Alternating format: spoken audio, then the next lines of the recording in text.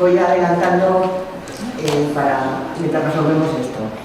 Y como os decía, pues una pequeña explicación del enfoque que hemos dado a la mesa y qué temas vamos a tocar y cómo se relacionan unos temas con otros. Bueno, pues en la mesa estamos, empezando por mi derecha, Joaquín Ruiz, que es el director del Departamento de Calidad de los Servicios de la Agencia Estatal de Evaluación y Calidad. A continuación está Llorens Fernández, que es el jefe de la unidad jefe responsable de la unidad de planificación y evaluación del Ayuntamiento de Sant Boi, y yo misma, que soy Ana Ruiz, presidenta de AEVA. Los tres creo que somos del mismo gremio, o sea, somos todos, tenemos formación en ciencias políticas y sociología, algunos más en el área de politológica, como Joaquín, Llorens más en el área de gestión pública, yo soy socióloga, y tenemos una trayectoria parecida en cuanto a desempeño profesional y formación de posgrado. Todos hemos hecho algún curso, un máster o un experto en gestión pública o en análisis de políticas públicas o en evaluación, etc. Es decir, que compartimos experiencia profesional y por lo que sabemos y nos conocemos desde hace tiempo, también muchos intereses en el ámbito de la gestión pública. En cuanto a la mesa, lo que va a ser la ponencia, yo voy a hacer una primera parte introductoria que luego dará pie a una intervención de Llorens y otra intervención de Joaquín, y luego voy a centrarme a continuación yo misma, o sea, sin darles la palabra a ellos todavía, en una especie de análisis, diagnóstico de situación de cómo estamos a nivel de institucionalización de la evaluación de políticas públicas en España y qué retos tenemos.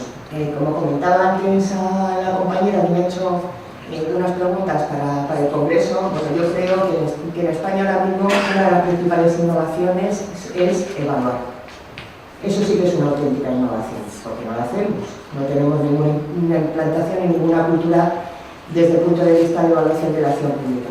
Vengo ahora de Colombia, de un seminario sobre institucionalización de la evaluación de políticas públicas en Iberoamérica, y como les comentaba a algunos de los compañeros que estaban allí, ya me gustaría a mí estar a nivel de México o de Colombia en cuanto a implantación de sistemas de evaluación. Pero bueno, voy a empezar ya con la presentación para no perder el tiempo. Recuerdo que me moderes porque yo tengo una tendencia expansiva y aunque nos hemos dado 25 minutos cada uno, seguramente pues utilizaría mucho más. Bueno, esto se supone que va pasando. Argumentos a favor de la evaluación. Yo siempre que hablo de esto, que predico la buena nueva de la evaluación, siempre empiezo por aquí, ¿no? Hay múltiples argumentos que nos obligan a plantearnos la necesidad de establecer sistemas de evaluación de la acción pública. Todos los tenemos clarísimos, la necesidad de medir la eficacia y eficiencia de las intervenciones públicas, la necesidad de dotar una mayor legitimidad a la acción de gobierno y, bueno, y entre otras cosas de lo que venimos hablando a lo largo de esta mañana. A mí me resulta complicado pensar en que exista participación si no hay evaluación, porque la participación consiste en participar pero de una manera informada. La evaluación yo creo que puede ser una buena herramienta desde ese punto de vista porque permite a los ciudadanos tener conocimiento sobre las intervenciones públicas y poder tomar una posición sobre la base de evidencias. Transparencia, hombre, puede haber transparencia sin evaluación. Si consideramos que la transparencia es proporcionar datos sin más, pues sí. Sin embargo, la transparencia se vería muy reforzada si publicáramos, nosotros lo hacemos en nuestro portal, publicamos nuestras evaluaciones, pues periódicamente también las evaluaciones que se hacen de los planes y programas. Y luego hay una cuestión que yo no concibo sin evaluación. A mí me gustaría que alguien me explicase cómo se rinden cuentas sin evaluaciones. O sea, cómo explicamos los resultados que hemos tenido con los recursos públicos que ponen los ciudadanos en nuestra mano si no es a través de una evaluación. Rendir cuentas no es publicar la ejecución presupuestaria, ni los informes de auditoría. Eso estamos hablando de control de legalidad. La evaluación va más allá. Tiene mucho más que ver con la profundización de la democracia y con la consideración, un planteamiento mucho más abierto a la participación de los ciudadanos en las decisiones públicas.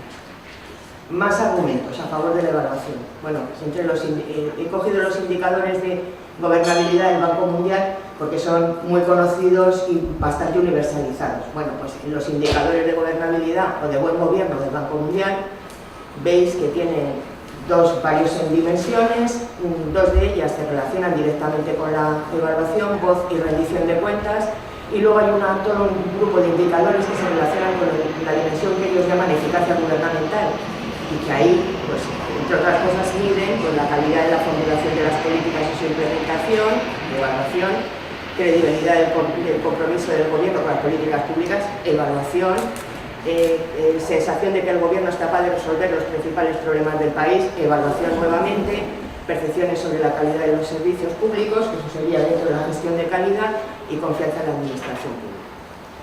Y para mí, el argumento definitivo me lo proporcionó un colega, sociólogo también, peruano, en un seminario que participamos los dos en República Dominicana, sobre sistemas de monitoreo en América Latina, ¿no? Y él hacía un planteamiento que vinculaba la necesidad de evolucionar nuestros enfoques en gestión pública hacia el enfoque de desarrollo humano. Es decir, hacia la generación de valor público, por lo tanto, a que toda la actividad que desarrollamos las organizaciones públicas, las administraciones públicas, los gobiernos, se orienten a conseguir una mayor calidad de vida de los ciudadanos. A lo mejor con esta otra diapositiva, a ver, ¿y dónde está aquí? Esto es como... No, ya está. Perdonad. Pero no, por esto no me hace caso. Aquí.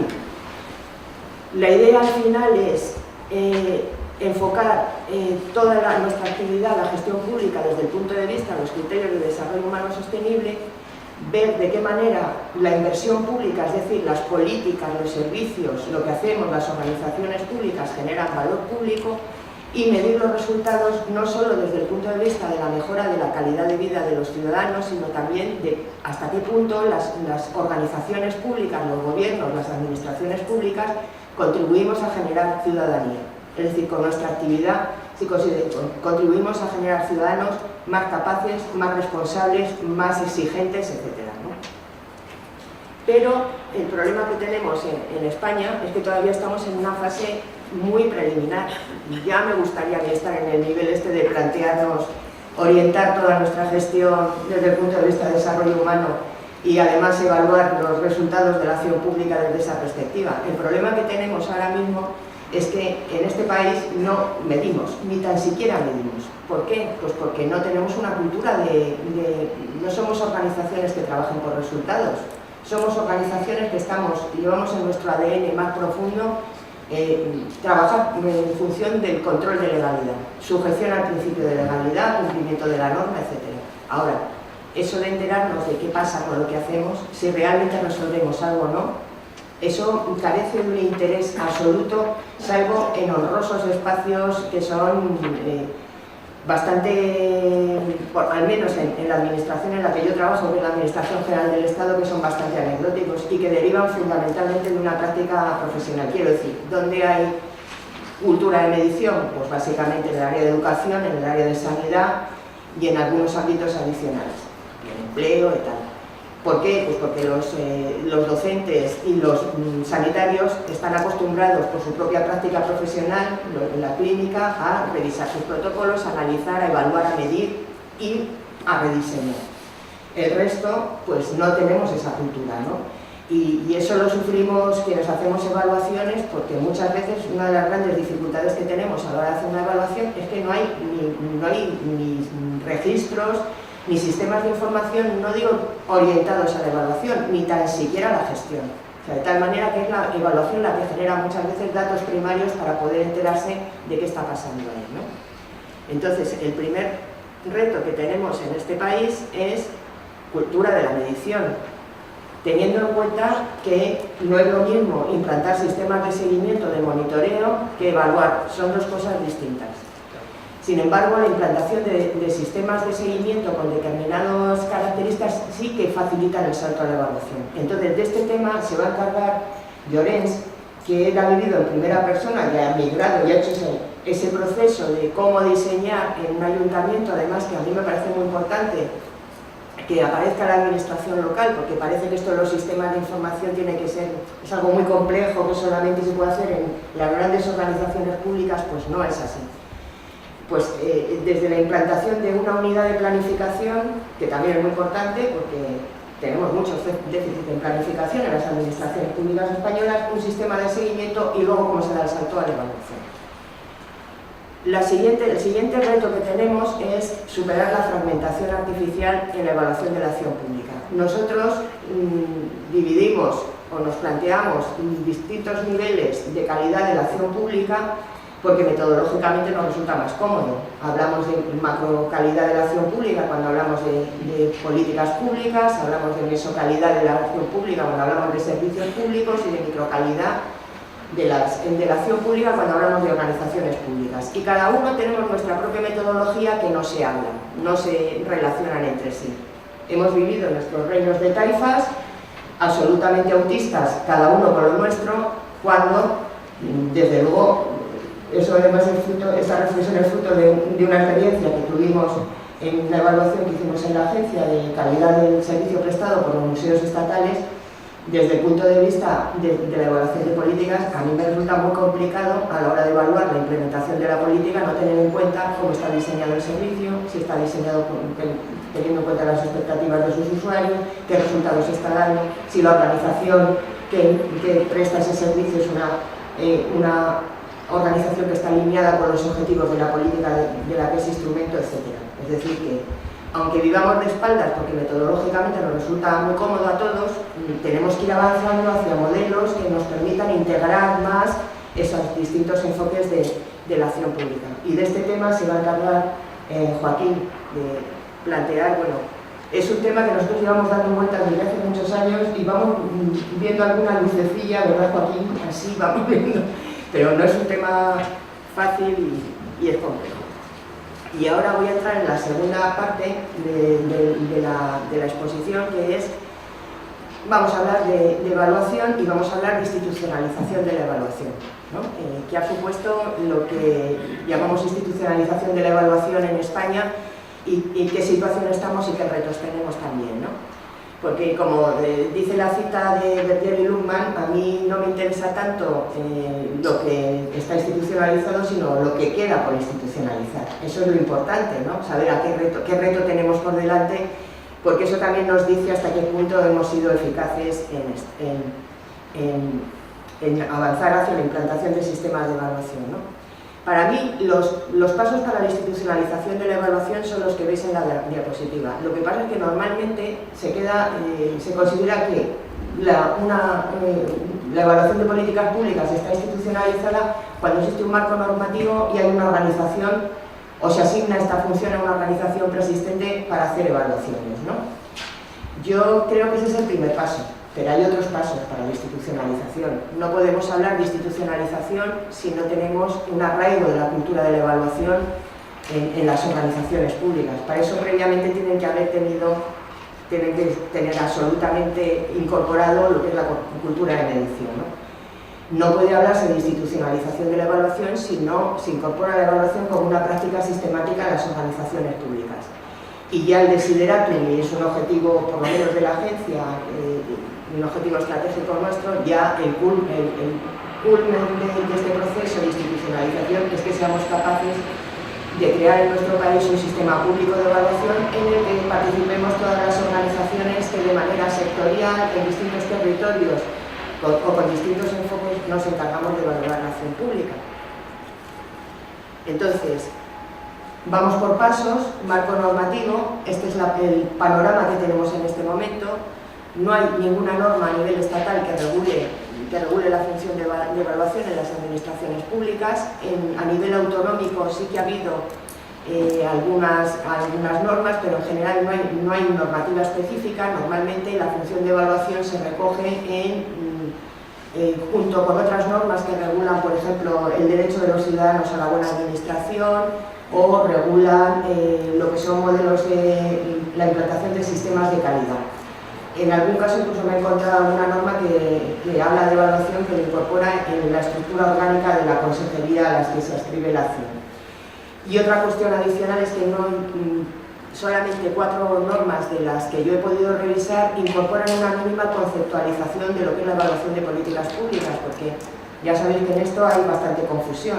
Hay quien considera que evaluación de políticas públicas es lo mismo que evaluación conforme a modelos de excelencia o evaluación de servicios públicos o hacer encuestas a los ciudadanos, y no tiene nada que ver con esto, ¿no? Por eso es importante conceptualizar. Y a nivel estatal lo mismo. Las únicas referencias son la Ley de Agencias Estatales por la que se crea nuestra agencia y el nuestro estatuto, pero tampoco hay una conceptualización. Sí es verdad que la Ley de Transparencia y las leyes autonómicas de transparencia sí incorporan la obligatoriedad de evaluar planes y programas y de publicar los resultados de estas evaluaciones. Pero tampoco se conceptualiza mucho más allá de esta obligación. En el caso de la Administración General del Estado se asignan a las inspecciones departamentales esta función, es decir, van a ser evaluaciones internas, no van a ser evaluaciones externas. Marco organizativo. Aunque no todas las comunidades autónomas han asignado, tienen normativa en materia de evaluación, sí, muchas han asignado, sin haber regulado previamente, la función a distintas unidades o departamentos. Solo 2 tienen unidades específicas, Ivalua en Cataluña y la Comisión Foral para la evaluación de las políticas públicas en Navarra, que se diferencia de Ivalua y de la agencia de AEVAL en que ellos no hacen evaluaciones, ellos se dedican a sensibilizar, fomentar, promover y tener un registro de evaluaciones, pero no hacen evaluaciones como hacemos nosotros, ¿no? Hay una gran heterogeneidad en los modelos organizativos o en las organizaciones a las que se atribuye la función, y hay una tendencia creciente a asignar esta función también a las inspecciones de servicios. Con lo cual, y esto se lo digo a los inspectores de servicios de la AGE, tendremos que comprar pues, toneladas de reconstituyentes para los inspectores, porque claro, ya es de todo, o sea, ya se encargan de todo absolutamente, es como el cajón desastre donde son los hipergeneralistas de la administración, ¿no? Luego, el problema es que en el desarrollo desde el punto de vista organizativo, pues hemos tenido la desgracia de nacer con la crisis todas las organizaciones específicas, con lo cual estamos pues, en una situación bastante precaria en cuanto a medios y para poder realizar esta función. Y esto pues sigue demostrando que de alguna manera pues, la evaluación sigue considerándose como una especie de lujo asiático y no como un coste y no una inversión, ¿no? Esto, ¿cómo voy de tiempo? ¿Bien? Bueno, la evaluación como práctica sistemática. Bueno, pues en el conjunto nosotros hemos hecho desde el año 2007 47 evaluaciones, de las cuales 2 son evaluaciones de calidad de servicio, aunque la última, que fue precisamente sobre la ventanilla única para la exportación de aquí de Canarias, de SCAN, esa se hizo, era una evaluación de calidad de servicio, pero se hizo con un enfoque más de metodología de políticas, de evaluación de políticas públicas. Y últimamente, que eso también nuestro estatuto lo prevé, sí que tenemos bastantes encargos de desarrollo de estudios metodológicos, de estudios concretos. Por ejemplo, hemos hecho un rediseño, nos pidieron un diagnóstico y rediseño del sistema de información administrativa, y hemos hecho un par de desarrollos metodológicos, y últimamente ya lo último es la metodología de evaluación de la Ley de Transparencia Estatal. En Ivalua, si yo no he contado mal, desde el 2008 han hecho 13 evaluaciones y 2 agendas de evaluación y 5 asesoramientos, han dirigido evaluaciones, y el Gobierno de Navarra tiene 35 evaluaciones en su registro de evaluaciones, pero la mayor parte, por lo que yo he podido ver, son evaluaciones relacionadas con programas financiados con fondos comunitarios, que no son evaluaciones de política pública. Las evaluaciones, la metodología que impone la Comisión Europea se asemeja más a lo que es una auditoría de ajuste a los, es decir, que los gastos generales, esto es un suponer, ¿no? Son el 6%, que no tiene, o sea, puro control de legalidad del gasto, pero no tiene que ver nada con lo que es la evaluación. Es decir, en total, en el conjunto del periodo entre 2007 y 2014, hemos hecho unas 60 evaluaciones. En el ámbito autonómico, las que realiza Ivalua y las que tiene recopiladas en la Comisión Foral se centran básicamente en en políticas sociales y políticas de empleo. En el caso de Navarra también amplían a salud porque tienen el mandato de evaluación, hay un mandato, el plan de salud de Navarra contiene un mandato de evaluación, y en el caso nuestro pues hay más variabilidad, hemos hecho evaluaciones en muchos más sectores de política pública. Y estos resultados, en cuanto a la evaluación como práctica sistemática, ¿qué nos dicen? Bueno, pues que la evaluación sigue siendo anecdótica, más allá de lo que se llaman evaluaciones mandatorias, es decir, de las evaluaciones de programas financiados con fondos comunitarios, aunque también es verdad que sí se mantiene evaluación en algunos sectores, por ejemplo en cooperación, la evaluación de proyectos de cooperación, que la existencia de normativa y de organizaciones específicas no garantiza nada, no te garantiza que haya un desarrollo de la evaluación como práctica sistemática, y que la institucionalización tal como la entendemos, es decir, normas y organizaciones, algo necesario pero no suficiente para decir que tenemos implantado un sistema de evaluación desde la perspectiva de la evaluación como práctica institucionalizada.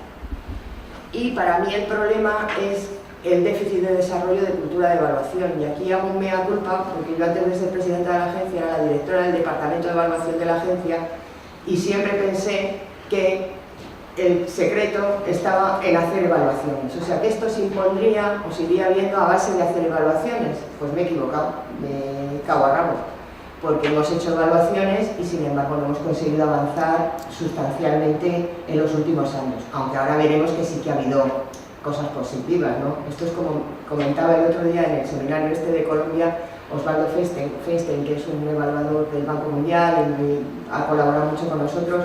Pues hay que tener un optimismo inteligente, entonces pues pensar que vamos avanzando, pero también teniendo en cuenta que esto no es jauja, ¿no? Entonces, respecto de los aspectos positivos, bueno, es verdad que ya la evaluación de políticas públicas no es algo desconocido en nuestras administraciones, todas ellas de una manera o de otra, con mayor o menor profundidad, incorporan ya o hacen referencia. Aquí el peligro que corremos es que, y está Manolo Serrano ahí, pues que esto se transforme en el enésimo mantra, ¿verdad Manolo? O sea, la administración, y como entremos en el proceso mantra, pues no, esto no es muy positivo porque todos hablaremos de lo mismo pero no avanzaremos nada. Luego empieza a haber leyes autonómicas, voy bien, si ya me queda poquito. Empieza a haber ya leyes que imponen o que establecen la obligatoriedad de evaluar, empezamos a constituir redes de evaluación. Yo espero que en breve tenga un grupo de evaluación también de políticas públicas, pero Llorens, por ejemplo, es el coordinador del Comité Permanente de Evaluación de un instrumento informal de cooperación que tenemos en evaluación y en calidad y evaluación, que es la Red Interadministrativa de Calidad de los Servicios, que estamos los tres niveles de la administración representados allí y que nos coordinamos, cooperamos pues en proyectos conjuntos, y tenemos entre otros un comité permanente de evaluación. Una cosa que a mí me parece importante es que los órganos de control externo empiezan a tener curiosidad por esto de la evaluación. En la experiencia nuestra ha sido muy positiva con el Tribunal de Cuentas y con los órganos de control externo autonómicos, con las cámaras de cuentas también. Empiezan a ver que podemos actuar de una manera complementaria, y es verdad que también hemos conseguido despertar de alguna manera el interés parlamentario por la evaluación. Nosotros, uno de nuestros criterios de difusión de las evaluaciones es enviar sistemáticamente los informes a las comisiones afectadas del Congreso y del Senado, pero no al presidente y a los vicepresidentes, a los portavoces de todos los grupos parlamentarios, para tener la garantía de que todo el mundo tiene acceso a nuestros informes de evaluación. Bueno, pues esta es la situación y vamos a ver qué retos tenemos, ¿no? Y enlazo con los dos retos anteriores: cultura de la medición, necesidad de avanzar hacia modelos más integrados de evaluación de la acción pública. Pues el tercer reto para mí sería cultura de la evaluación. Y como veis en la cita de UNICEF, pues efectivamente, la cultura de la evaluación es la base para construir y mejorar las prácticas evaluativas y la función de evaluación. Si no conseguimos que nuestras organizaciones públicas, que los empleados públicos, que los directivos, los responsables, los gestores entiendan que la evaluación no solo es un instrumento para rendición de cuentas, que ya de por sí sería una razón suficiente como para que interiorizaran su práctica, sino que es un instrumento de aprendizaje y mejora de las propias organizaciones.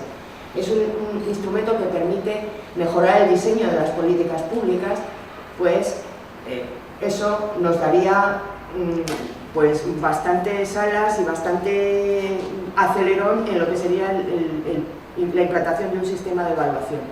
Y para eso hay una serie de alternativas que permiten introducir la evaluación como de una manera más pacífica, por ejemplo, evaluaciones de diseño y evaluaciones de evaluabilidad.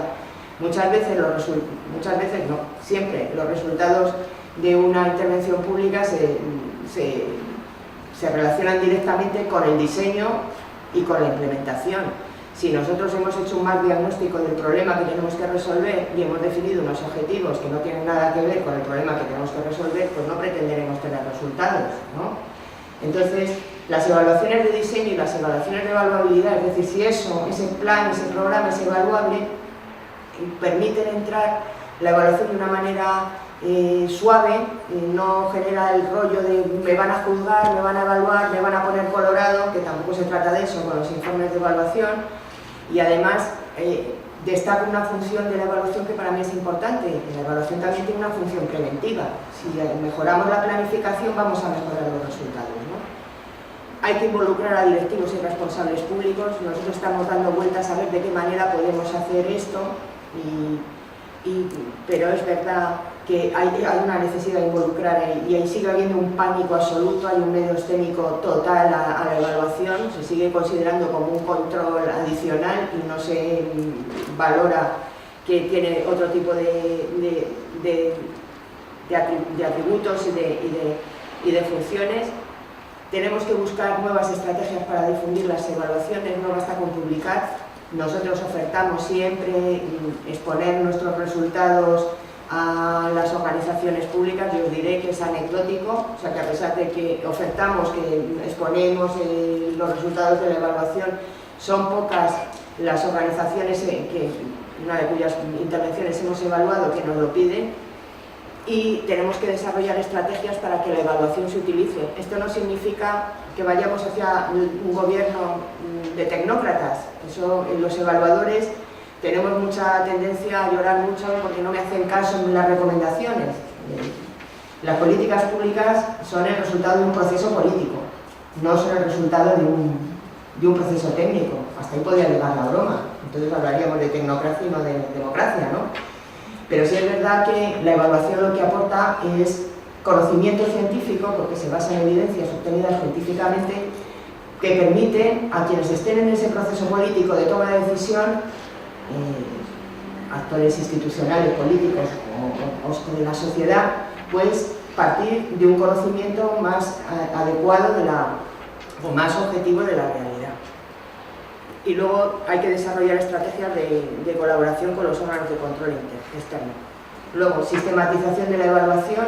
Aquí, bueno, lo mismo, voy a ir muy rápida. Tenemos que plantearnos que para poder avanzar en la implantación de la práctica de la evaluación de manera sistemática es necesario que los grandes, y parece mentira que haya que seguir diciendo esto, pero y eso lo vemos todos los días, los grandes planes que despliegan las políticas públicas, los grandes programas de intervención que incorporen sistemas de evaluación, que muchos ni tan siquiera de seguimiento, y algunos ni tan siquiera objetivos ni indicadores de medición, y eso lo vemos nosotros todos los días.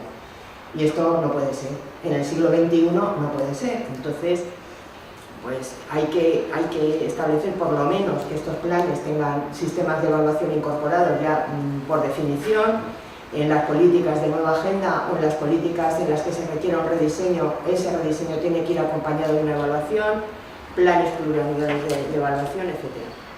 Tenemos retos metodológicos, tenemos que ir desde el punto de vista de la metodología de evaluación, no estoy hablando de evaluación de la acción pública, a modelos más integrados. Hasta ahora los modelos metodológicos de evaluación se centraban mucho en el interés por el conocimiento de lo que había pasado, el qué ha pasado, con un artefacto metodológico enorme. Sabéis que una de las cosas que ha hecho más daño a la evaluación es que muchas veces era más cara la evaluación que el programa que evaluaban, ¿no? por este manía de estos artificios de métodos experimentales, cuasi experimentales, y si esto no, y si no, esto no es evaluación.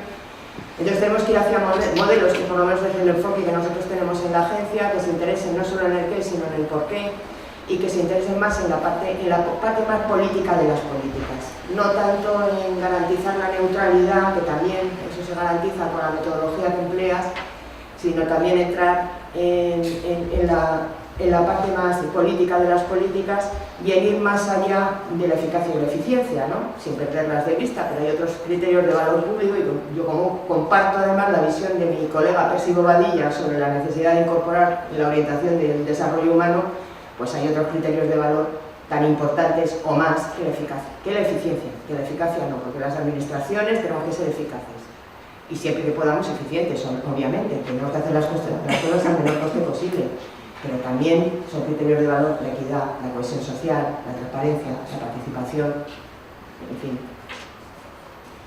Y bueno, ya me callo porque voy fuera de tiempo totalmente, pero bueno, muy importante para mí, y también he llegado a esta conclusión después de tiempo, el problema que tenemos no es un problema técnico, es un problema que depende de la voluntad política de implantar un sistema de evaluación. Los sistemas de evaluación dependen de la voluntad política. Si hay voluntad política de impulsar esto, pues se impulsa. Y tenemos luego que resolver problemas al interno de nuestras organizaciones porque seguimos siendo organizaciones con una cultura burocrática muy importante en la que todos estos temas son colaterales. Y una cosa que tenemos que tener en cuenta es que el proceso es lento. Yo muchas veces me desespero porque ves que avanzan muy despacito, ¿no? Pero hay que tener en cuenta eso, que tenemos que plantearnos que esto es un proceso a largo plazo porque implica un cambio cultural en nuestras organizaciones y eso no es fácil en ninguna organización, pero en las organizaciones públicas todavía más. Y bueno, yo ya me callo, que me he pasado mucho y le cedo la palabra a Llorens para... A ver si... Vale, gracias. Unos segunditos más, ¿eh? Bueno, en principio, Ana ha dicho muchas de las cosas que os apuntaré ahora. De hecho, esta presentación está aprovechada de un viaje que me facilitó Ana a Santo Domingo. De hecho, la estábamos preparando para vosotros, pero al avisarme que tenía que ir con muy poquito tiempo hacia allá, aproveché esta misma y añadí algunas diapositivas que aquí quizás no las comentaremos porque si no se alargaría bastante la presentación. En principio, os voy a relatar el paso por 4 legislaturas, intentaré ser ameno. Estas 4 legislaturas se presentarán a partir de un montón de errores. Nosotros definimos que para errar tenemos que movernos, es decir, y por tanto nos hemos caído, yo me he pegado un montón de leñazos intentando implementar políticas de seguimiento y de evaluación en mi ayuntamiento. A ver si consigo que esto funcione. Bien. Vale. Nada, será muy rápido, os presentaré muy sucintamente quiénes somos, de dónde venimos, los antecedentes, en dónde nos encontrábamos en esa primera legislatura, lo que pasó en el 2007, lo que pasó en el 2008-2011, lo que pasó en el 12-15 y lo que esperamos que pase en este futuro más inmediato, ¿no? Vale. A mí me pasa lo mismo, ¿eh? Sin el ratón tampoco sé moverme, ¿eh? Estas tecnologías son la repera. Sant Boi de Llobregat está muy cercano a Barcelona, está a unos 15 kilómetros y... ¿Qué me haces? Con avance página puedes... ¿Qué me haces? Tú quieres ver esto, ¿no? ¿El qué? Es que... Pero si ya estaba bien. No, es que no se estaba proyectando. Ah. ¿Todo este rollo para nada? No sé cómo va esto, ¿eh? Estamos en el Windows 7 todavía nosotros. Esto que es Windows ya 13.000. Vale. La presentación la han hecho mis compañeros de la unidad, luego os hablaré un poquitín de ellos, es interesante. Más que nada la utilizo porque ellos están presentes. Mientras yo lo hago me pongo muy nervioso, se me van las palabras en catalán y toda la historia, pienso que son ellos los que están aquí y me río de ellos al mismo tiempo, ¿no? Por lo tanto, se me hace más fácil. Hay un problema, es que tú aquí no lo ves, pero ellos sí lo ven. Pero yo no veo nada, tengo que ver algo.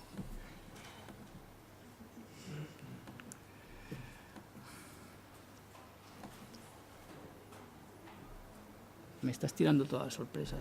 Lo siento. Es que si no... ¿Podéis llamar a alguien del equipo técnico? ¿Y tú si te levantas y te pones ahí? Sí, claro. ¿Podría ser? Por supuesto. Lo que pasa es que el micro... Joder, qué rollo. Sí, me pongo. ¿Sí? Yo, por mi parte no hay problema. ¿Tenéis algún micro de corbata? Sí, si no os acercáis, ya está. Nos sentamos aquí en el suelo todos y ya está, ¿no? Si estamos en familia, creo. Esto lo hacemos. Como podéis ver, mis compañeros se lo curraron, ¿eh? Claro, es que tú no lo ves aquí. Lo que os decía, Vaya, encima. Para poder andar y poder hacer cosas, para poder cambiar cosas de este estilo, hay que poderse mover. Cuando te mueves te caes. No me ayuda mucho esto, ¿eh? La verdad. La verdad. ¿Con el mando a distancia? A ver. Bueno, de hecho, cuando nos caemos, lo que mejor nos define precisamente es la forma en que nos levantamos, ¿no? Si somos capaces de, bueno, cosas, de hacerlo con sufrimiento, con poco sufrimiento, o que la cosa sea incluso más bella de lo que pasaba antes, ¿no? Como os decía, los antecedentes. A ver, yo os diría, para poder hacer cosas en mi ayuntamiento, tengo que criticar mi ayuntamiento. A veces, cuando explicas estas cosas en determinados foros muy cercanos a Sant Boi de Llobregat, mis políticos me dan de hostias, y perdonad. Es así, pero precisamente si quiero hacer cosas diferentes y si quiero cambiar algo, tengo que criticarlo. Y tengo que ser cruel con lo que yo mismo estoy haciendo. Pero, ojo, tengo mucho respeto por la institución que cada mes me está pagando. Nada, los antecedentes. Se ha dicho antes, había mucha planificación estratégica y sectorial, con lo que nos obligaba a hacer muchas memorias, muchos balances, muchas historias. La administración tenía muchos vicios, es decir, lo típico. Creo que no os estoy diciendo nada absolutamente nuevo. Inmovilismo. Si esto funciona, ¿para qué tocarlo? Bueno, pues esto sigue pasando, ¿eh? Os estoy hablando del 2004, 2003, 2004. Resistencia al cambio, no solamente de mis compañeros técnicos, sino de mis compañeros o mis líderes políticos. No te muevas, no hagas esto, tú crees que esto la ciudadanía lo querrá ver. Bueno.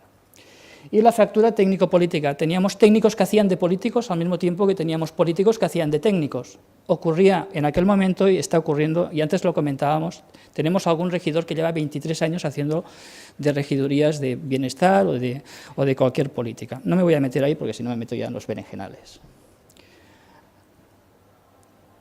En el 2004, la alcaldesa que había en aquel momento me dice: tendríamos que hacer el seguimiento del plan de actuación municipal, pero con unas condiciones. Que se desarrolle una herramienta informática desde nuestro departamento, que para algo tenemos 8 informáticos, que lo pueda ver la ciudadanía en directo, que nos explique las cosas buenas y las malas, las dificultades que puedan haber, y que podamos hablar de alguna manera con ellos, ¿no? Pues bueno, aquí lo veis un poquitín, ¿no? Impulso político, lo tenía, os aseguro que la alcaldesa me daba todo ese impulso, algún impulso técnico por parte de mi gerente, pero ojo, el resto de la dirección técnica no estaban por la labor, y ahí tenía un hándicap importante. ¿Qué hicimos en aquel momento? Utilicé los informáticos, no veo nada. Es que tengo que pinchar a recursos informáticos. Madre mía. ¿Estará por aquí? No, no está por aquí. Ya. Aquí detrás está el sistema de seguimiento, es decir, los semáforos, las barras, los porcentajes. Está lo más chulo. Está ahí. Os lo prometo, está ahí. Adelanto. Teníamos un modelo de indicadores muy complejo. ¿Ah, sí? Era esa. No. ¿Le has dado? No. Si lo hubieras dado, conectaríamos con el sistema en directo. Pero si conectamos ya en directo todo por internet, podríamos estar aquí horas. Prefiero conectarme con las páginas que hemos ido separando y las imágenes. Si luego queréis entrar en vivo y en directo, podemos hacerlo. Con esto quiero decir que el sistema está disponible para vosotros, podéis verlo, ¿eh? Es decir, en cualquier momento podríais podríais conectaros. Esta es la maqueta que hicieron mis compañeros informáticos, que nos daba información sobre la ejecución con diferentes colores. El tema de las campanitas es un concurso que hicimos con los chavales de las escuelas para que dinamizaran un poquitín también esto y se implicara también la ciudadanía con lo que estaba haciendo nuestra alcaldesa. A ver qué voy a hacer yo ahora. Nada, las fichas nos daban información con fotografías, con porcentajes, quiénes eran los líderes políticos, los líderes técnicos, dónde estaban. Incluso llegué a poner el nombre y teléfono de los técnicos. Duró nada. Unas pocas semanas se me quejaron los técnicos diciendo es que me llaman porque vamos a hacer una expropiación y saben que soy yo quien está liderando este tema, ¿no? Bueno, pues pusimos los departamentos gestores. Creo que si le doy por aquí avanza. El sistema de indicadores que os comentaba antes, 10 plantillas de indicadores para definir cualquier indicador que se nos pudiera ocurrir. Se utilizó muy poquito. Había una plantilla de indicadores que ponía indicador textual. Claro, ahí ponían bien, mal, ya estaban, ya cubrían, ¿no?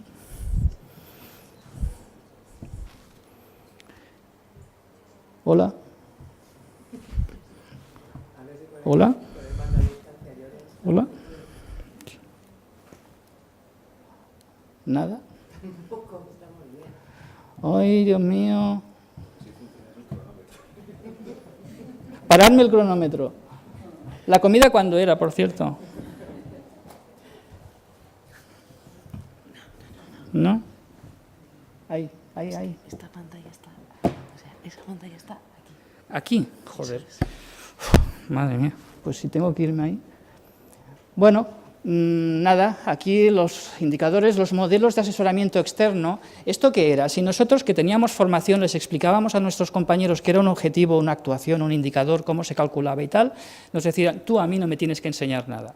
En cambio, si utilizábamos información de Ana Tarrac o de la agencia, aún no estabais en aquel momento, o estabais creándoos, había pocos antecedentes, pero tenía alguna cosa donde agarrarme. La universidad me daba manuales de información, con lo cual siempre lo que era todo lo pedagógico lo lanzaba hacia la universidad. No era un tema que nosotros hiciéramos escuela.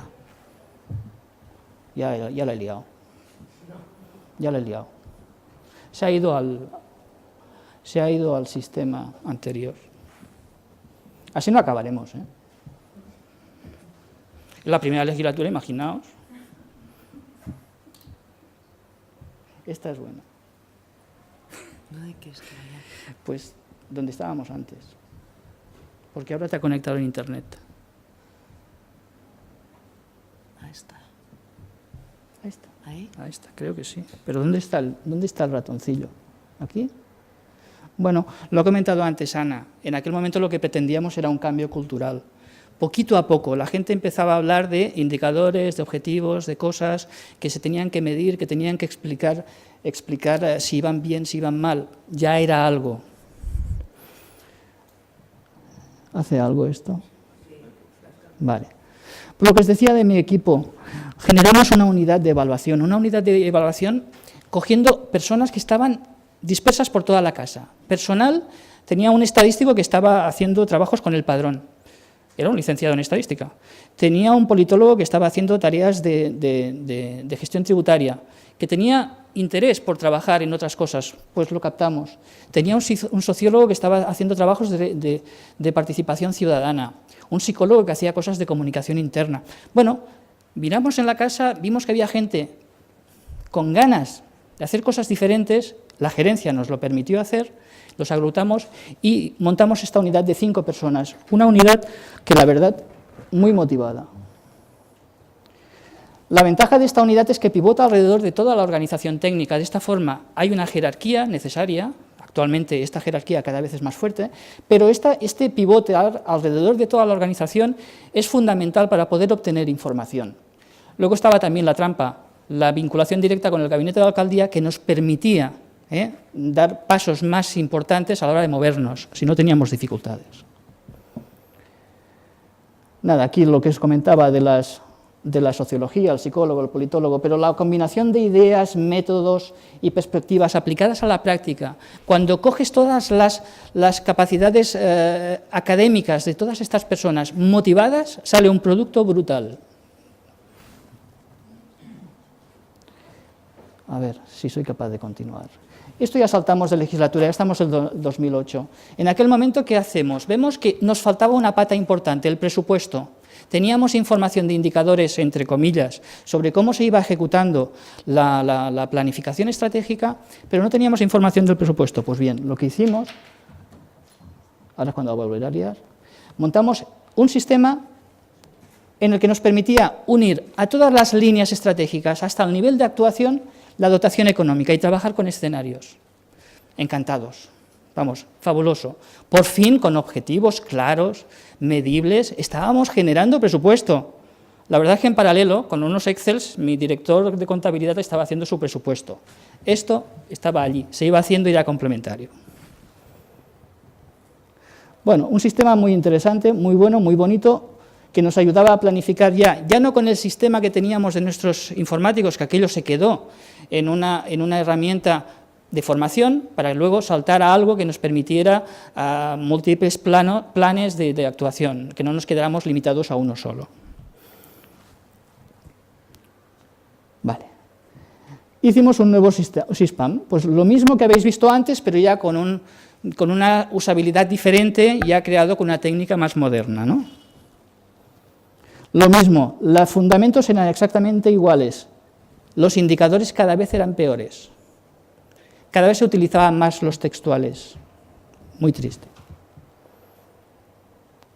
Sí que nos permitía sacar información y cuadros de mando en el que nos informaban del tipo de dificultad que teníamos de cada una de las actuaciones y los objetivos. Teníamos muchísima información cuantitativa, incluso las grandes estrategias que iban ponderadas, las diferencias que habían entre lo previsto y lo realmente ejecutado.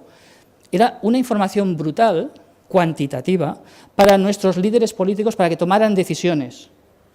Vale. Aquí estaban. ¿De qué tipo de dificultades estábamos hablando? El sistema nos permitía sacar esto. Sabíamos incluso el nombre de visitas que venían. Teníamos una información fabulosa.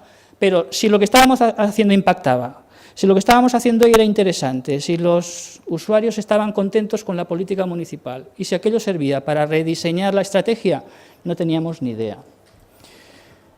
Participación técnica en la planificación. Es muy importante, la ciudadana también, evidentemente. En este punto, los técnicos empezaron a pensar en indicadores, ese cambio cultural que os decía de... Es interesante que pongamos unidades de medida, los estaban incorporando, pero insisto, cada vez explicaban más, explicaban el por qué decían que aquello estaba hecho, pero no nos ponían evidencias, que antes comentaba Ana, para que pudiéramos tomar medidas al respecto. Nos montamos otra cosa, el observatorio de ciudad. Este observatorio lo que pretendía era ofrecer los datos a la ciudad en abierto, pero al mismo tiempo los comentábamos. Antes lo decía Almonacid, ¿no?, de dar los datos, pero explicar los datos, no inundemos la información con datos. Pues aquí estábamos ofreciendo esta información comentada, para que la gente en aquel momento incluso se las pudiera descargar en formato Open Data. Estamos hablando del 2008, principios del 2009 aproximadamente. Eran primeros pasos para nosotros en Open Data. ¿Y qué más? Ya en esta legislatura, pues habíamos hecho pues lo que veis aquí. Análisis de marcos, análisis de evaluabilidad del plan de 2 legislaturas, análisis de contexto. Claro, evaluar está muy bien, hacer el seguimiento está muy bien, pero si no sabemos cómo está actuando el contexto en todo aquello que estamos haciendo, vamos mal. Con lo cual, teníamos información de aquellas acciones que estaban programadas en nuestro entorno que impactaban directamente sobre la estrategia municipal. Bueno, pues el análisis de contexto, con todos los problemas, con toda la credibilidad y con todo el uso que se estaba dando, pues estaban aquí. Evaluaciones intermedias, ex post, bueno, hemos hecho un poquitín de todo, pero observad, menos uso. Nos daba muchísimo trabajo, pero la organización lo utilizaba poco. En cambio, toda la parte que os he más o menos mostrado del sistema de seguimiento, del observatorio de la ciudad, de un observatorio que también explica la gestión municipal y la gestión estratégica, muy parecida a la anterior. Los sistemas de planificación y presupuesto y la planificación estratégica como tal, esto sí que se utilizaba. Nos daba muy poco trabajo porque eran herramientas, y herramientas que se tenía que hacer un mantenimiento, poca cosa más. ¿Y qué más? De aquí destacaría que para hacer algunas encuestas para dar respuesta a preguntas de evaluación del estilo de satisfacción, utilizábamos planes de ocupación, es decir, personas que estaban en riesgo de exclusión social, que estaban en paro, las preparamos de alguna forma para que nos hicieran encuestas en la calle o que nos hicieran incluso encuestas por teléfono. Era un recurso que nos permitía dar trabajo a 6, 10 personas durante 6 meses y el resultado de ese trabajo, la verdad es que a nosotros nos servía y a ellos se los empoderaba, aunque la palabra esta no acaba de gustar, a mí me encanta, pues a ellos se los empoderaba para que en su currículum pusieran algo más, y algunos de ellos han encontrado trabajo en temas de encuestas. A ver qué nos depara la sorpresa ahora. Vale, lo que os decía de los errores, la planificación era poco flexible, no nos adaptábamos, el seguimiento daba mucho trabajo, pero teníamos la percepción que no se estaba utilizando, hay muchos cajones llenos de papeles nuestros, ahí no es donde tiene que estar esta información se ha de usar para tomar decisiones, no para estar guardadita porque queda muy bonito, o para poder explicarlo, no, hay que utilizarse. La dirección técnica seguía estando poco implicada, aquí tenemos un problema, y las evaluaciones eran muy complejas, lo decía antes Ana también, es decir, teníamos muchísima información, éramos capaces de facilitar muchos datos cruzados, pero claro, un volumen de 300 páginas, con un resumen que no se lo leían ni Dios, y que si lo leían, hasta ni yo lo entendía, ¿no? A ver. Bueno, hubo una cosa muy interesante, se me ocurrió que una de las evaluaciones más importantes que hicimos, que fue la intermedia, la presentamos un 31 de julio a la 1 del mediodía, en la sala de juntas. Los golpecitos en la espalda, ¡ay, qué bien, qué fabuloso, qué bien que trabaja vuestra unidad! Suerte de que la creamos, fueron intensísimos. No quedaron en los cajones, que nadie se acuerda de esa evaluación. Y estuvimos trabajando casi un año, prácticamente. Bueno, esto era para los de Santo Domingo, porque a estas alturas ya llevaban bastante más rato hablando y ellos ya se estaban durmiendo. Aquí les puse un ratito de esto para que se despertaran un poquitín más, pero de hecho servía para volver a empezar. En nuestro caso, nos reinventábamos. ¿Y cómo nos reinventábamos? Vale. Haciendo un plan de actuación o un plan de ciudad a 4 años, estoy en la legislatura 2012. ¿Cómo voy de tiempo? ¿Sí? Vale. Vale, gracias. ¿Qué hacíamos? Un plan de ciudad que ya no desplegaba todas las actuaciones hasta el final, al inicio de esos 4 años. Porque los anteriores planificábamos del principio hasta el final. Por eso era poco flexible. Vino la crisis y no podíamos adaptar nuestro plan estratégico al contexto que estaba ocurriendo en aquel momento. Por tanto, estábamos atados de manos.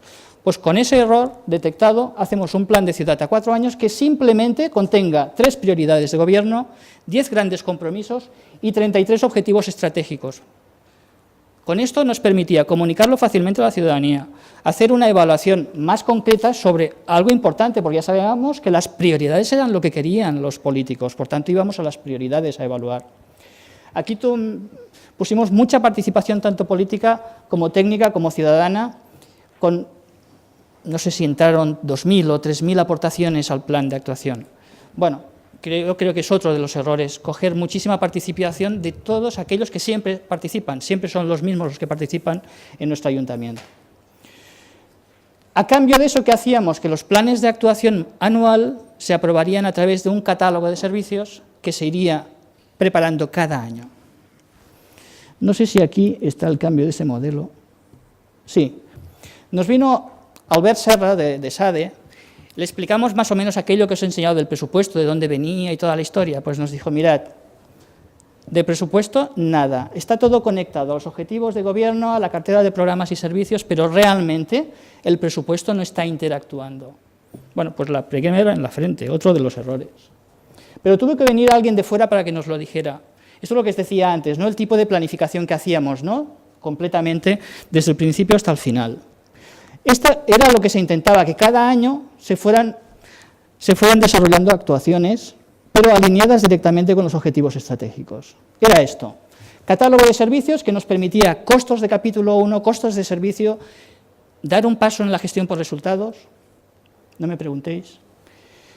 Teníamos muchos indicadores en esta parte de aquí, pero es que en la parte de la izquierda, ahí nos podíamos centrar en lo importante, en hacer la evaluación de aquellas prioridades, en comunicarlo, tal como os he dicho antes, y en hacer incluso el balance de mandato, ¿no? Ojalá la parte esta de planificación anual hubiera servido para hacer los presupuestos anuales. Bueno, pues ya creo... Sí, vale, vale, estamos llegando. Creo que aquí son los errores. ¿Sí? Esto no lo hemos visto, ¿verdad? Bueno, pues lo vamos a ver un poquitín, si queréis. Esto era el observatorio del plan de ciudad. Lo que os decía, comentábamos que estaba ocurriendo ahí dentro, comentábamos con noticias explicando los resultados que nos estaba dando la evaluación y la gestión municipal, pero al mismo tiempo lo hacíamos también ofreciendo los datos en abierto. Adjuntábamos en CSV, en Excel o en otros formatos las tablas que habíamos utilizado para llegar a las conclusiones que os comentaba. No os quiero... Como que aquello llegaba a la ciudadanía por internet y tal, a veces, por mucho que expliques lo que pretendes, no se entendía.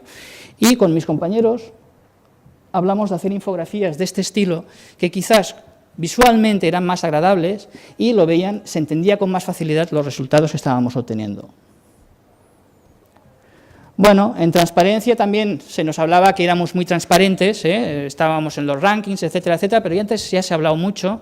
Yo considero que por muy bien que salgamos en los rankings, la transparencia es otra cosa. Quizás es en el 2004 enseñar un plan de actuación con las dificultades, eso sí que es transparencia. Salir en el ranking en el número 1, en el número 2, no lo sé hasta qué punto, pero esto ya sería otra historia. Una de las evaluaciones que hicimos, pluralista, de análisis sistémico, que nos introdujo a toda la batería metodológica de una evaluación muy compleja. Lo hicimos en 3 barrios del municipio. Simplemente os lo muestro porque ¿qué quisimos o qué queríamos resaltar allí? Que todos los participantes en los planes, tanto entidades como ciudadanos, como técnicos, participaran en todas estas fases, en las fases de diseño, en las preguntas de evaluación, en el trabajo de campo e incluso en las conclusiones también eran participadas, con lo cual se enriquecían muchísimo las nuestras conclusiones. También se adaptaban un poquitín al contexto, es un poco la perversión, ¿no? Pero es una evaluación interna que nos debéis permitir que podamos entrar en esa línea, ¿no?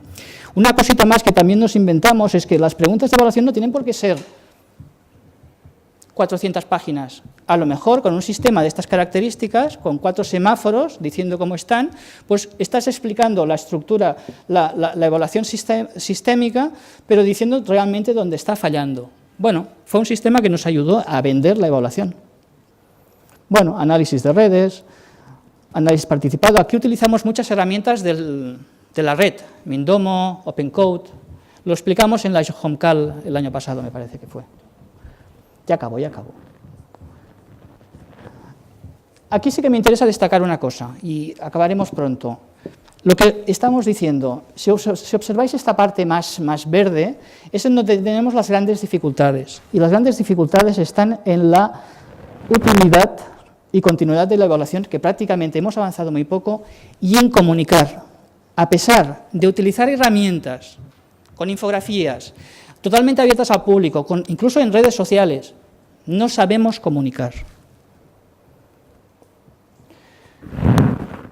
Bueno, ya casi para acabar, entraríamos en la última. No me extenderé en los errores porque más o menos ya os los he comentado, pero en la última legislatura en la que ahora estamos, ¿qué queremos hacer? Un sueño, evaluar el impacto. Para hacer esta evaluación de impacto, que en las anteriores no lo habíamos conseguido, es decir, teníamos información de contexto, teníamos información intermedias o incluso alguna ex post, pero realmente el impacto que había generado esa política no la teníamos porque las preguntas de evaluación como tal no estaban planteadas para que llegáramos a este impacto. Pues bien, a partir de ahora, con un plan de ciudad también de las mismas características que os comentaba antes. Estamos ahora trabajando, hoy mismo hay una comisión de trabajo trabajando en el plan de gobierno de esta legislatura. Cogemos y ponemos a los políticos en un brete, en este brete. Les decimos, en vez de pensar en estrategia, pensad realmente en el impacto que queréis realizar. Primero les sonó a chino, pero incluso les pusimos unos pósters explicándoles cómo tenían que medirlo, cómo tenían que formular esa cosa que allí lo mencionamos como fitas, que en castellano son hitos o metas. Bueno, pues formulando aquello, lo vieron y fueron capaces de formular alrededor de unas 21 metas que al cabo de los 4 años querían llegar a la ciudadanía. De esas 21 fueron capaces de seleccionar a 4, entre todos, por consenso, que eran las 4 grandes prioridades de gobierno, con lo cual ya tengo la evaluación de impacto, tengo la comunicación con la ciudadanía y ahora están trabajando, los grupos de trabajo, están trabajando con el despliegue de toda esta parte, de toda esta batería hasta las líneas estratégicas. No, nada, lo dejaríamos aquí. Si queréis que os explique cómo acabará el 2016 dentro de unos años, os lo contaré con mucho gusto, pero realmente lo importante es el impacto. Lo importante es el impacto. Ya está. No sé cómo terminaba, no me acuerdo, que había alguna cosita bonita por aquí al fondo y tal, pero imaginaos que os ha gustado y ya está.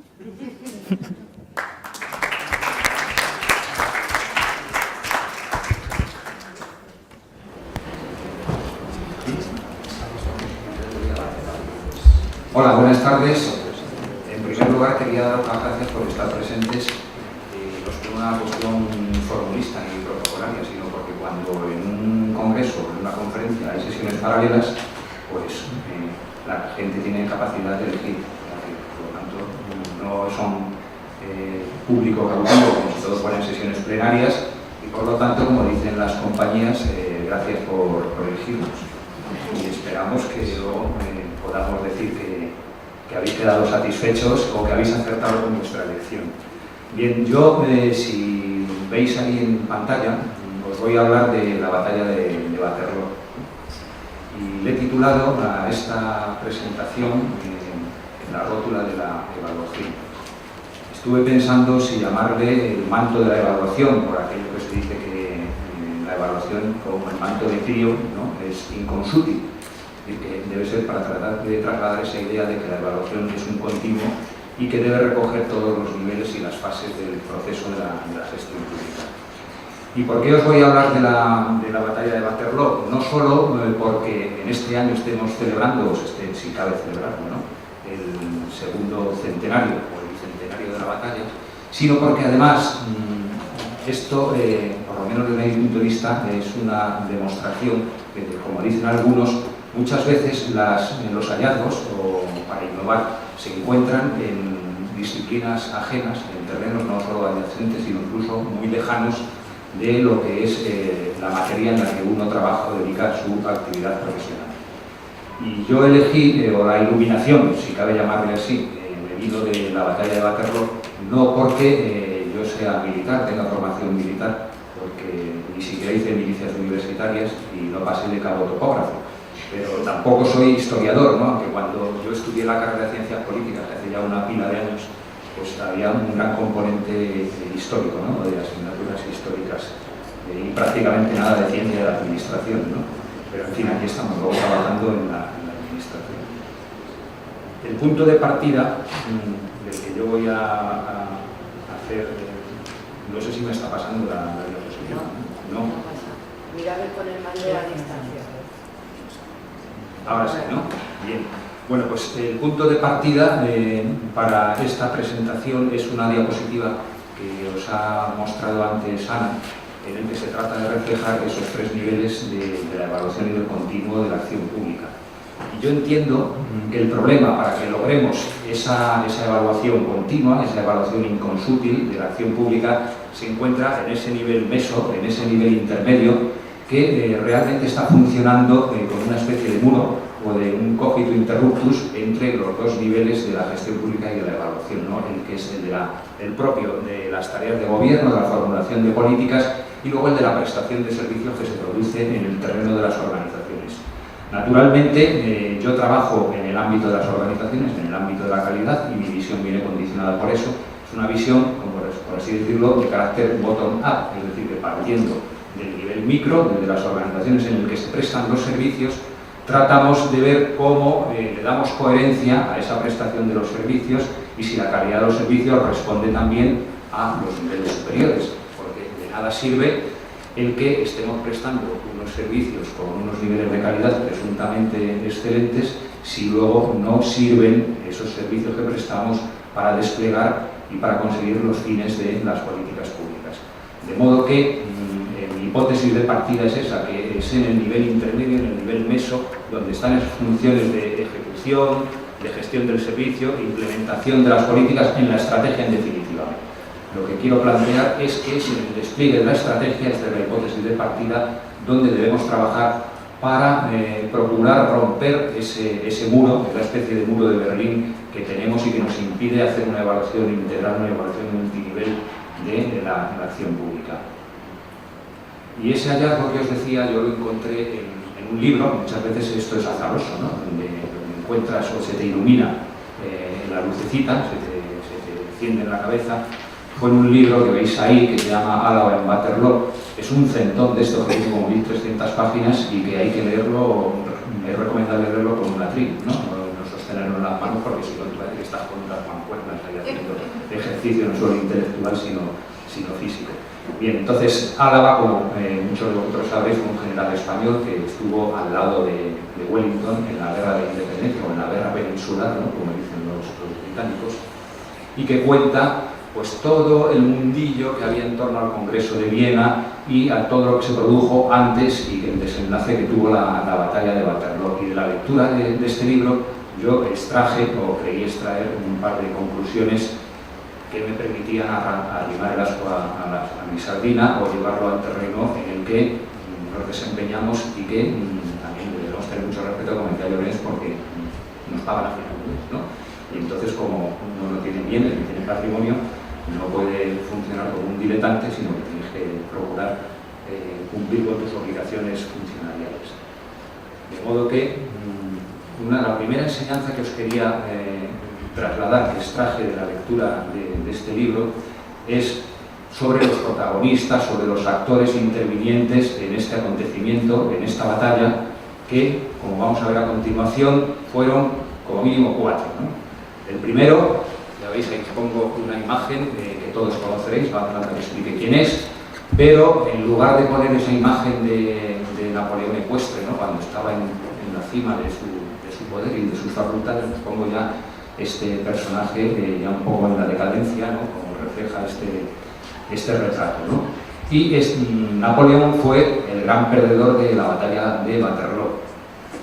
Bueno, en este libro cuenta, porque muchas veces la intrahistoria también es interesante, ¿no? Aquellos que nos educamos en la historia, de la larga duración, ¿no? Como decía la escuela de los anales, ¿no? Y la escuela y la historia económico y social, dejamos un poco de lado la historia de los acontecimientos, pero muchas veces también los factores de estos micro pues tienen su incidencia en el decurso de los acontecimientos, ¿no? Bueno, pues en este libro se cuenta que en realidad el genio militar de Napoleón estaba por encima del de sus contrincantes, pero pues, una cuestión tan azarosa como que tenía, yo no sé, me parece que era estreñimiento, ¿no? Y entonces pues necesitaba sumergirse en una tina de esta de agua caliente, tirarse ahí unas cuantas horas, en fin, el caso es que perdió un tiempo precioso en vísperas de la batalla, y eso le impidió tomar ventaja de ciertas posiciones, ¿no? El siguiente personaje, quizá no tan conocido, es el duque de Wellington, ¿no? Pero si ya mencionamos su nombre, pues todos diremos, ¿quién fue el ganador de la batalla de Waterloo? El duque de Wellington, naturalmente, porque claro, en este mundo dominado por lo anglo, pues todo se debe a los británicos y a los anglosajones, ¿no? Él fue el que ganó la batalla de Waterloo. Y en cambio, yo lo que extraje de este libro es que en realidad ahí hubo una coalición, como ya sabéis todos, entre distintas potencias, ¿no? Entre Gran Bretaña, Prusia, Austria y en cierto modo Rusia, y los laureles se los dio Wellington, pero en cambio Wellington se limitó a mantener las posiciones donde estaba. Para mí, el protagonista, el verdadero ganador de la batalla no fue otro que Gneisenau, ¿no? Que era un general alemán, prusiano. Ni siquiera el ejército prusiano lo mandó el mariscal Blücher, porque era ya un viejo borrachín que estaba ya para caerse del caballo nada más, y fue sin embargo este general de Estado Mayor el que diseñó la estrategia y el despliegue de los ejércitos y de las unidades prusianas en la batalla. Ayudado por este otro, que si no le conocemos físicamente, pero sí de nombre porque es von Clausewitz, ¿no? Es decir, que cuando luego teorizó sus escritos sobre la guerra, etcétera, es porque ya había adquirido una experiencia empírica en el campo de batalla. Bien, vistos los actores, veamos ahora qué elementos se pusieron en juego en esta batalla. Y ahí, como veis, os pongo unos muñequitos y es la caballería ulana, es la caballería prusiana, que fue la que permitió con su movilidad, ¿no?, y con sus desplazamientos, con sus movimientos envolventes y demás, lo que permitió derrotar al ejército francés. ¿Y qué quiero decir con eso, después ya de tanta metáfora, ¿no? Que para mí, y es lo que traslado ya al ámbito de la gestión pública, el éxito de una política pública es, diréis que esto es una cuestión de perogrullo, que muchas veces hace falta explicitar las obviedades, ¿no? Es una combinación entre el buen diseño de la misma, la política pública debe estar bien diseñada, y el alineamiento y la excelencia de las organizaciones que la implementan. Es decir, estamos jugando con dos elementos que deben conjugarse. Y una política pública solamente tendrá éxito si contamos efectivamente con, como vamos a ver a continuación, unas políticas públicas o unas estrategias bien diseñadas, pero que no cuenten con unas unidades adecuadas, sino que cuenten con unidades débiles o no alineadas, pues eso está condenado al fracaso. Y que es como si dijéramos un binomio o una ecuación, además si lo digo sin propiedad porque yo soy de letras, pero se necesita de esos dos aspectos. Políticas bien diseñadas, estrategias también bien diseñadas y organizaciones que estén alineadas, porque si no, si nos fallan uno de los dos elementos, nos conducirá al fracaso. Ahora, también podemos tener unas políticas y unas estrategias mal diseñadas y aunque tengamos unas unidades excelentes, eso también conducirá al fracaso. Lo único que conseguiremos será sacrificar a esas unidades que son excelentes. Y el corolario, como no puede ser de otro modo, si tenemos unas políticas y unas estrategias bien diseñadas y unas unidades excelentes y alineadas, eso, en cierto modo, nos garantizará el éxito. Esa política pública conseguirá sus resultados.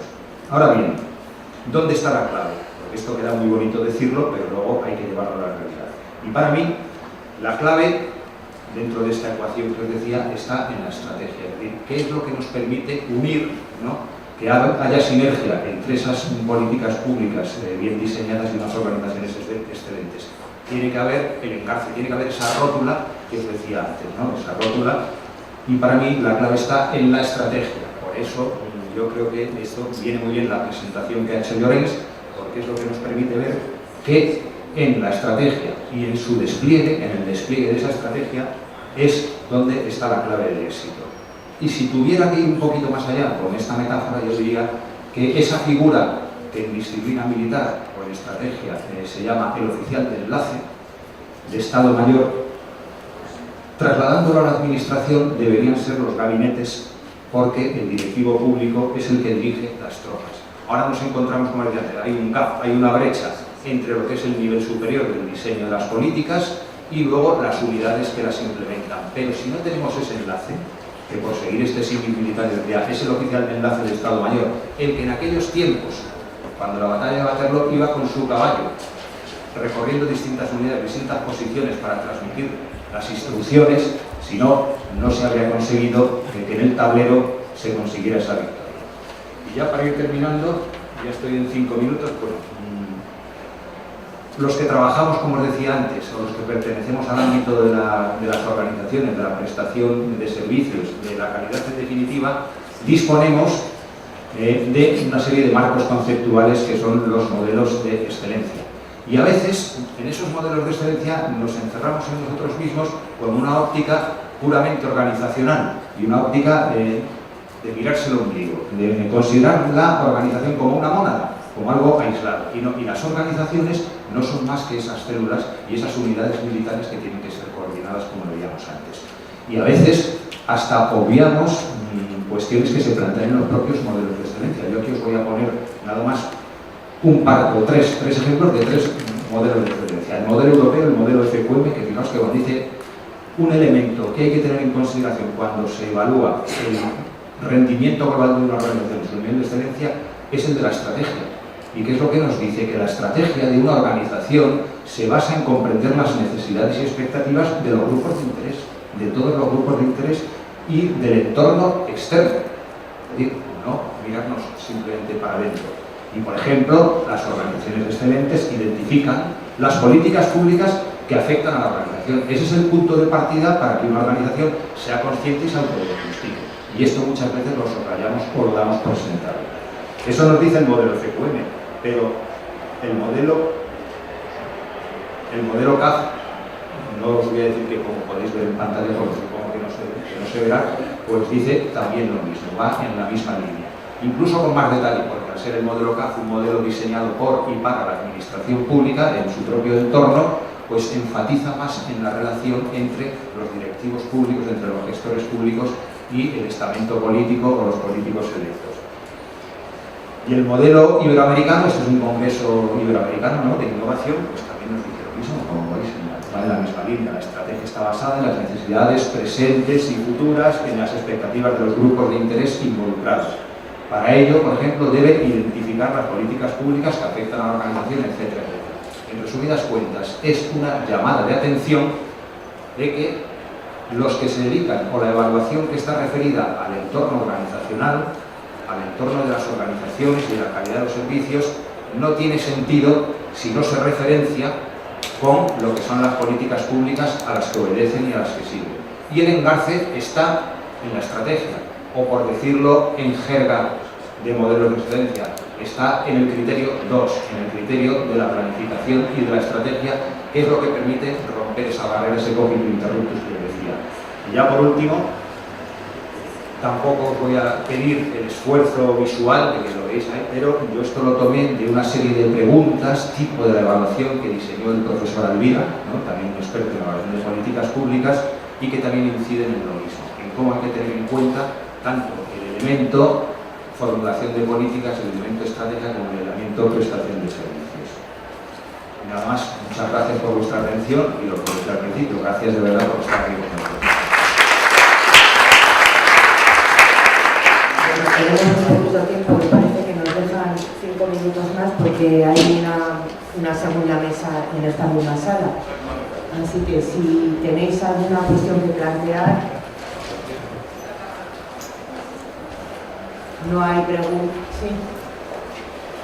Bueno, mi nombre es Fernando del Prado, vengo del Ayuntamiento de Viana, en Navarra. Y bueno, al hilo de lo que dices tú, Ana Mari, sobre la dificultad que hay hoy en día para que las organizaciones se inicien en el mundo de la calidad, yo creo que se puede, que una idea que me parece muy buena, que se desarrolla en el País Vasco y en Navarra, es una herramienta que se llaman los diagnósticos externos o contrastes, que significa que una organización que no ha dado ningún paso, pues va un evaluador o dos evaluadores o consultores y le dicen cómo se tiene que iniciar a dar sus primeros pasos en el mundo de la calidad. Y eso pues me parece interesante para lo que ponías tú.